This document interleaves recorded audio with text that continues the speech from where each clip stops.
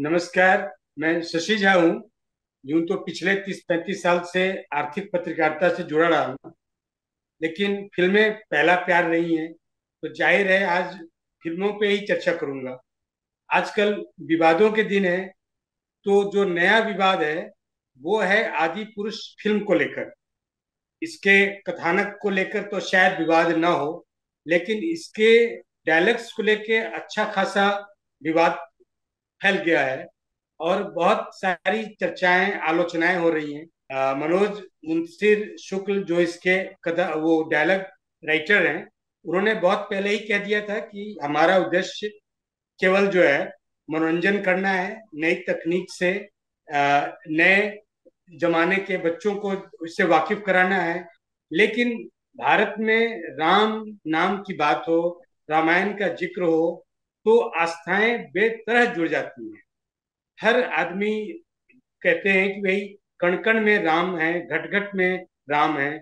अब राम को लेके, रामायण को लेके अगर कोई चर्चा होती है, तो जाहिर है कि लोगों की आस्थाएं बहुत बहुत ही प्रभावित होती हैं। इस फिल्म के डायलॉग को लेके बहुत ही लगता है जैसे चलताऊ तरीके का उपयोग किया गया है। निहायत लिज लीजे हर तरह के संवाद, जो मुख्य पात्र हैं हनुमान, उनसे कहलवाया गया है।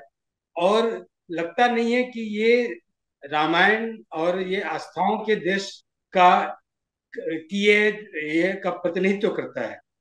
फिल्म में बहुत सारी ऐसी चीजें हैं जो आपको बेतरह खटकती हैं, लेकिन वो अपने मामले में शायद ईमानदार हो सकते हैं।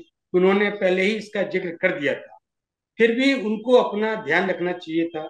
ये कोई बाहुबली नहीं है, ये कोई एवेंजर जैसी फिल्म नहीं है। आप भारत में किसी फिल्म का निर्माण कर रहे हैं, तो आपको इतना ध्यान तो रखना ही चाहिए था। व्यावसायिकता एक चीज है, मुनाफा कमाना एक चीज है, लेकिन ये संतुलन बनाने की कोशिश होनी चाहिए थी। जिस मामले में यह फिल्म बहुत बहुत बुरी तरह पीछे रह गया लगता है। जहां तक इसका वो है, इसका बॉक्स ऑफिस रिकॉर्ड का सवाल है, फिल्म बहुत बेहतर बिजनेस कर रही है। लेकिन एक बड़ा वर्ग, एक बड़ी आबादी है जो इसके डायलॉग को लेके, इसके संवाद को लेके वो बहुत ही विक्षुब्ध है। तो मुझे लगता है कि ये बहुत शायद उचित नहीं है दोनों के ही पार्ट पे।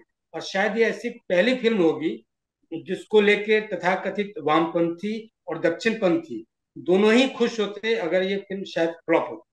बट फिल्म जो है अपनी तरह से 2 दिनों में ही इसने रिकॉर्ड बहुत रिकॉर्ड बॉक्स ऑफिस पर अपनी सफलता इसने दर्ज कर ली है। और मेरा मानना है कि आ, फिल्म के को लेके शायद ज्यादा संवेदनशील होना चाहिए था इसके निर्देशक, निर्माता, और सबसे ज्यादा मनोज शुक्ल को, जिनकी अपनी एक अलग पहचान बन चुकी थी।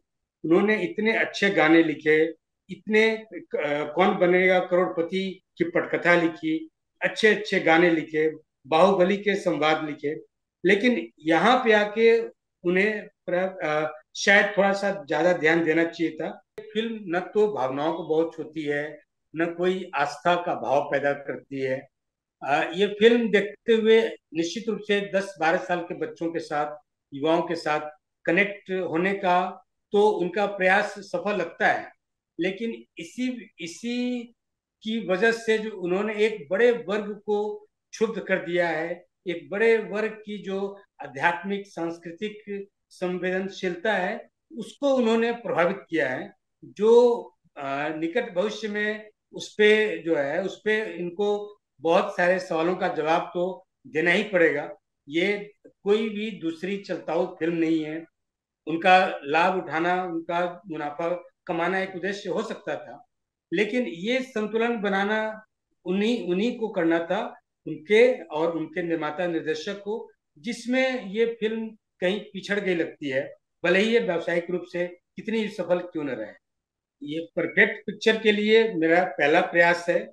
और हमारे मित्र हैं जगदीश जी, मेरा प्रयास होगा कि हफ्ते में एक दिन कम से कम फिल्मों पे नई पुरानी चर्चाएं, उनके गानों पे, उनके संवाद पे, उनके कथानक पे एक न एक एपिसोड में लेकर आपके सामने आऊं। आपके आपके रिस्पॉन्स की प्रतीक्षा रहेगी। धन्यवाद।